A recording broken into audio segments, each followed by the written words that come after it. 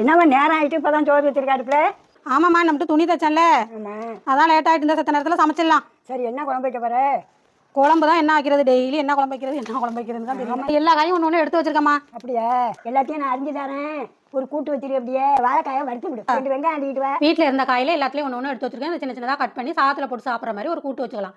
இதை தாளிக்கிறதுக்கு 2 பச்சை மிளகாய், 1/2 ஸ்பூன் ஜீரகம், இவ்வளவு சின்ன வெங்காயம் நல்லா வதங்கின பிறகு ஒரு கொத்து கருவேப்பிலை, 2 தக்காளி பழம் வேகிறதுக்கு கொஞ்சம் மஞ்சத்தூள், கொஞ்சம் உப்பு போட்டு வதக்கணும்னா குலைவாக வெந்துடும்.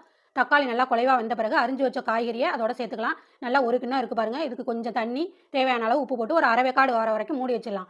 அரைவேக்காடு வந்த பிறகு 1 ஸ்பூன் மல்லித்தூள், 1/2 ஸ்பூன் மிளகாத்தூள் போட்டு அதையும் மறுபடியும் வேக வச்சுட்டு கொஞ்சம் தேங்காய், கொஞ்சம் பெருஞ்சீரகம் அரைச்சி எடுத்துகிட்டு போய் இந்த அளவுக்கு வெந்த பிறகு தேங்காயை ஊற்றி ஒரு கொதிக்க வச்சு இன்னும் இறக்கணும்னா அருமையாக இருக்கும். சாத்தோட போட்டு சாப்பிட்றது. தொட்டுக்கிறதுக்கு வாழைக்காய் வறுவலும், இட்லிக்கு மாவு அரைச்சமா உளுந்து மாவு அதிகமாக இருந்தது, அதில் கார்ன்ஃப்ளவர் மாவெல்லாம் போட்டு கிறிஸ்பியான மெதுவடையும். நீங்களும் செஞ்சு பாருங்கள்.